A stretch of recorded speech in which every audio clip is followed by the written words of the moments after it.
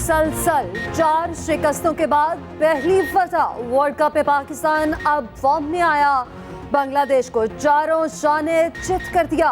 पहले शानदार बॉलिंग और फील्डिंग, फिर उम्दा बैटिंग।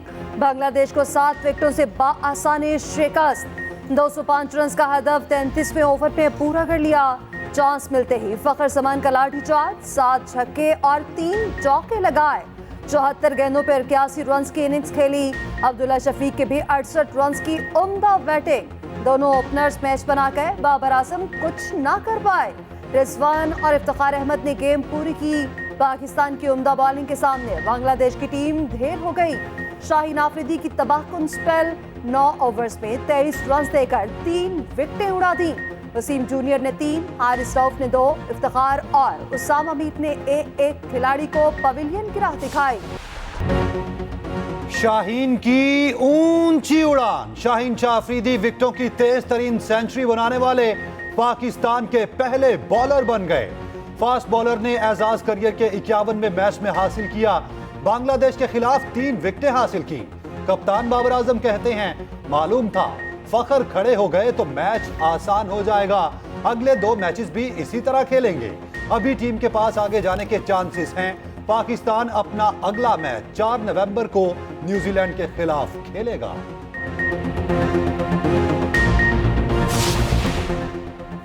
साबिक चीफ सेलेक्टर इंजमामुल हक के खिलाफ तहकीकात का आगाज। पीसीबी की 5 रुकनी इंक्वायरी कमेटी ने काम शुरू कर दिया। इंजमामुल हक को ना बुलाने का फैसला। इंक्वायरी कमेटी 5 दिन में रिपोर्ट पीसीबी के हवाले करेगी। इंजमाम ने प्लेयर एजेंट कंपनी के साथ शेयर होल्डर्स होने के स्कैंडल पर इस्तीफा दिया था।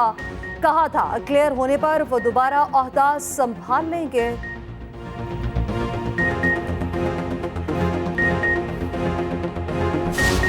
अभी तक इलेक्शन कमीशन ऑफ पाकिस्तान ने पीटीआई पे बतौर सियासी जमात किसी किस्म की कोई पाबंदी नहीं लगाई है, तो निगरान हुकूमत कैसे एक ऐसा अमल कर सकती है जो कि गैर कानूनी और गैर आईनी हो। सवाल ही नहीं पैदा होता कि हम इस तरफ सोचें, ना ये हमारे मैंडेट में है, न कानून हमें इसकी इजाज़त दे रहे हैं। IMF का वफ्द इंशाल्लाह आ रहा है 2 तारीख को।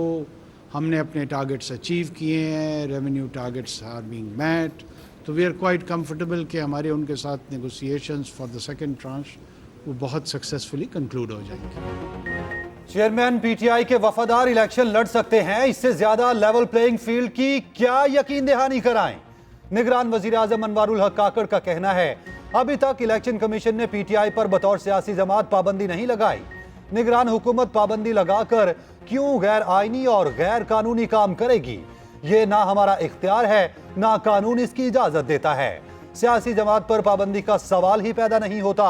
वोट डालने के लिए जितने आप बेचैन हैं, मैं भी उतना ही बेचैन हूं। इंतखाबात की तारीख इलेक्शन कमीशन देगा।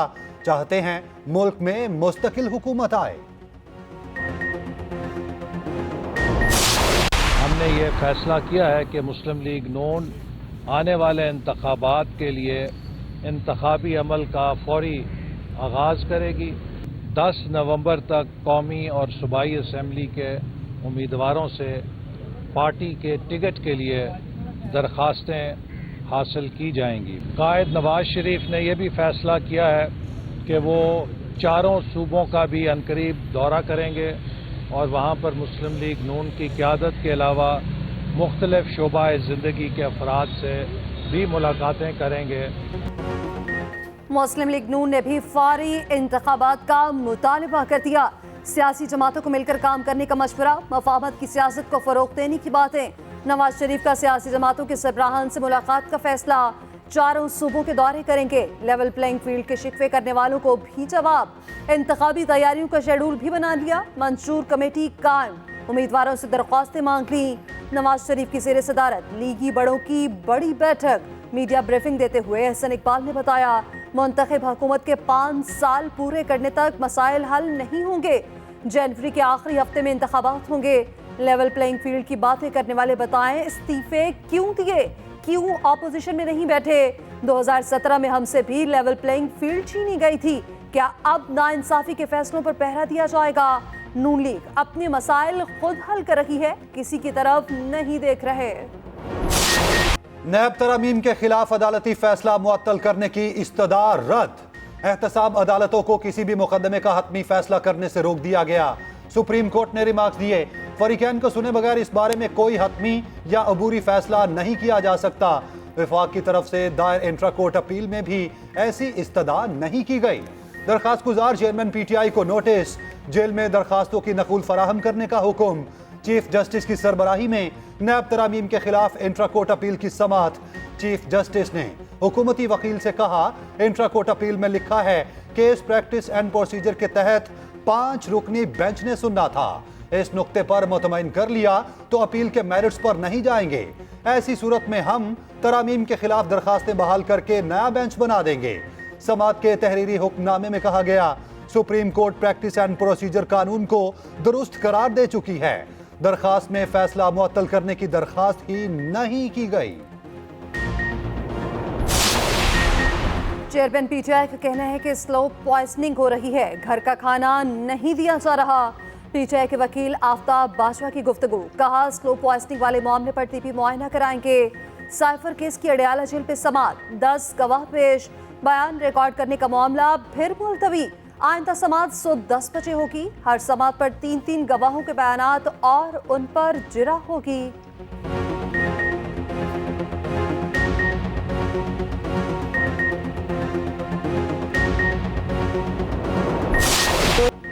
गैर कानूनी मुकीम गैर मुल्कियों के पास मोहलत खत्म, सुबह से होगा एक्शन। मनकुला और गैर मनकुला जायदादें जब्त की जाएंगी। मशकूक अफराद की निशानदही कर ली गई। पकड़े गए अफराद को उनके मुल्क वापस भिजवाया जाएगा। गैर कानूनी तारिकीन के लिए केपी और बलोचिस्तान के मुख्तलिफ इलाकों में कैंप्स कायम, तमाम बुनियादी सहूलियात मौजूद। 1,04,000 से जायद गैर कानूनी मुकीम अफगान बाशिंदे वापस जा चुके।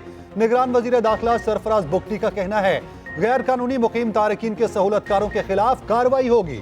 दहशतगर्दी के मुतादिद वाकयात में अफगान बाशिंदे मुलव्विस पाए गए।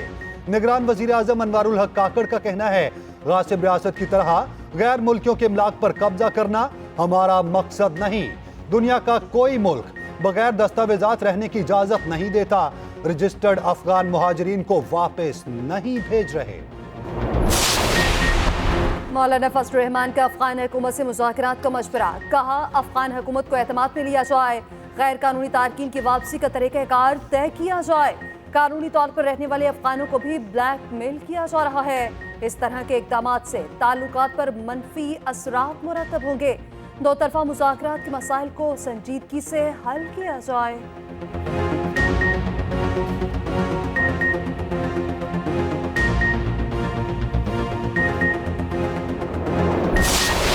गजा खून में नहला दिया गया। इस्राएली फोर्सेस के वहशियाना हमले, गजा और मगरबी किनारे पर बदतरीन बमबारी, अस्पतालों और तिब्बी मराकिज के दरो दीवार हिला दिए गए। अस्पतालों का निजाम बुरी तरह मफलूज, एम्बुलेंसेज और ऑपरेशन थिएटर बंद। जख्मियों को गदा गाड़ियों पर अस्पताल मुंतकिल किया जाने लगा। शोहदा की तादाद 8,600 से बढ़ गई। 3,542 बच्चे भी शामिल। इस्राएली वजीर आजम की फिर खुली धमकी, जंग बंदी का इम्कान रद्द कर दिया। कहा यह वक्त जंग का है। जमीनी हमलों के लिए टैंक्स की बड़ी तादाद पहुंच गई। हमास की जानिब से मज़ाहमत का सिलसिला जारी। 3 इस्राएली फौजी गाड़ियों को तबाह करने का दावा। जनूबी इस्राएल पर ड्रोन हमला, यमनी हौसी बागियों ने जिम्मेदारी कबूल कर ली। आलीशान कमरों में इजलासों पर इजलास, नतीजा 0। आलमी ताकतें गजा में जंगबंदी कराने में बुरी तरह नाकाम। सलामती काउंसिल का एक और इजलास बेसूद खत्म। अमेरिका फिर खुलकर इसराइल के साथ खड़ा हो गया। जंगबंदी की शदीद मुखालफत। अमाराती सफीर ने कहा कि फलस्तीनी बच्चों की मौत हमारे जमीन को दागदार कर देगी। सऊदी वज़ीर दिफा की अमेरिकी कौमी सलामती के मुशीर से मुलाकात। फलस्तीनियों की हिमायत और इंसानी इमदाद की इजाज़त पर जोर। अमेरिकी कौमी सलामती के तर्जुमान जॉन कर्बी कहते हैं, जंगबंदी नहीं, इमदाद के लिए वक्फे पर गौर हो सकता है। रूसी सदर ने कहा फलस्तीनियों के कत्लेआम के पीछे अमेरिकी हाथ है। गजा में जंगबंदी का मुतालबा करने पर बरतानिया का तासुब से भरा इकदाम। बरतानवी कंजर्वेटिव रुकन पार्लियामेंट को काबीना से निकाल दिया। बरतानवी वज़ीर दाखिला ने गजा के हक में मुजाहिरों को नफरत मार्च का नाम दे दिया।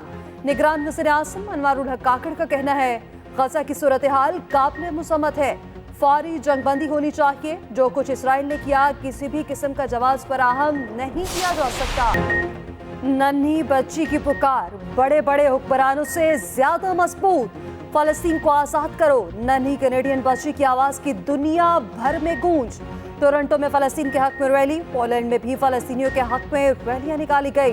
पुर्तगाल, नीदरलैंड समेत कई ममालिक में भी रैलियां। गजा में फौरी जंगबंदी का मुतालबा।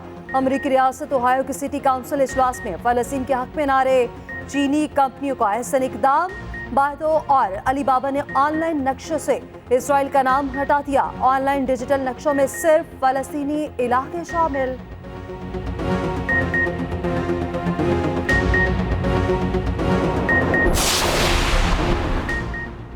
जब गैस मिलती ही नहीं तो कीमतों में इजाफा क्यों?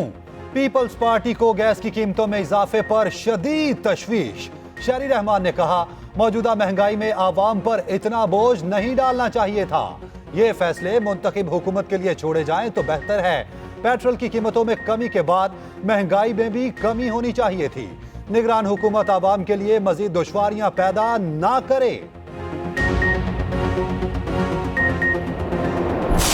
यूरिया, रोटी तंदूर और घरों को सपोर्ट और सब्सिडाइज किया गया है। लो इनकम कैटेगरीज हैं, जो मिडिल इनकम कैटेगरीज हैं, उनको रेट लो चार्ज किया गया है। अमीर आवाम को ज़्यादा चार्ज किया गया है। घरों को आज भी गवर्नमेंट 139 अरब की सब्सिडी दे रही है और उनका रेट 1000 रुपये रखा गया है, जो कि बाकी कैटेगरी से बहुत कम है। इंशाअल्लाह ताला आने वाले वक्तों में पाकिस्तान को अब गैस सेक्टर में कोई नुकसान नहीं होगा और फ्यूचर में गैस कीमत कंट्रोल में रहेगी। गैस की कीमत मुल्की मफाद में बढ़ाए। कीमत बढ़ाना आसान फैसला नहीं था। निगरान वज़ीर तवानाई मोहम्मद अली का कहना है कि गैस की कीमत न बढ़ती तो 400 अरब का नुकसान होता। 10 बरसों से गैस के ज़खायर कम हो रहे हैं। कीमतें ना बढ़ाते तो इसके नताइज बहुत दूररस होते।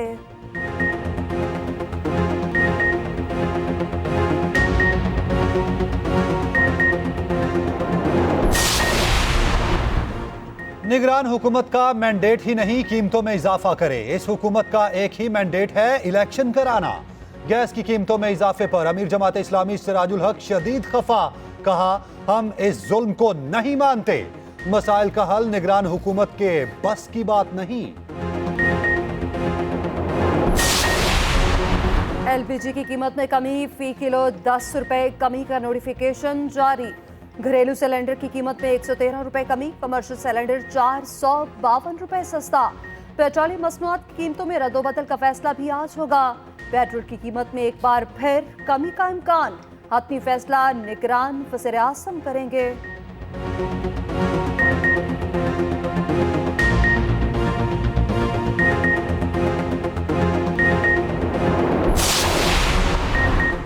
निगरान वफाकी वज़रा को अहदों से हटाने की दरख्वास्त पर फैसला महफूज। इलेक्शन कमीशन में केस की समाअत।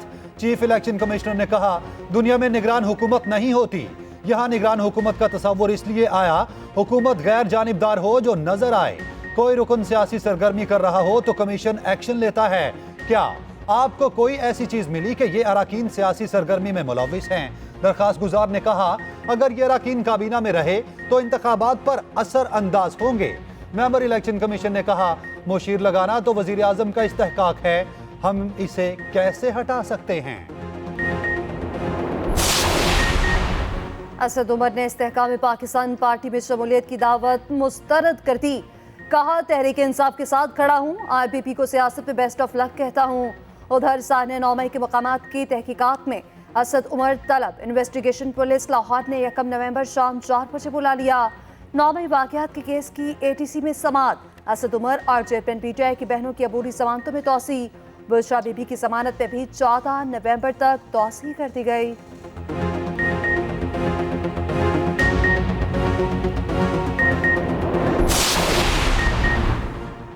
इस्तेहकाम पाकिस्तान पार्टी की एक और कामयाबी। तहरीक इंसाफ के साबिक वफाकी वजीर गुलाम सरवर खान IPP में शामिल।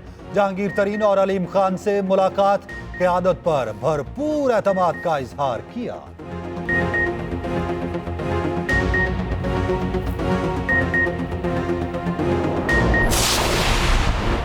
पाकिस्तान स्टॉक मार्केट में जान पड़ गई। 100 इंडेक्स में 437 पॉइंट्स की तेजी। इंडेक्स 51,900 की सतह क्रॉस कर गया। डॉलर की मसामत इंटरबैंक में डॉलर 52 पैसे महंगा 281 रुपए 47 पैसे पर बंद हुआ। ओपन मार्केट में भी अमेरिकी करेंसी की कदर में 50 पैसे इजाफा 283 पर बंद हुआ।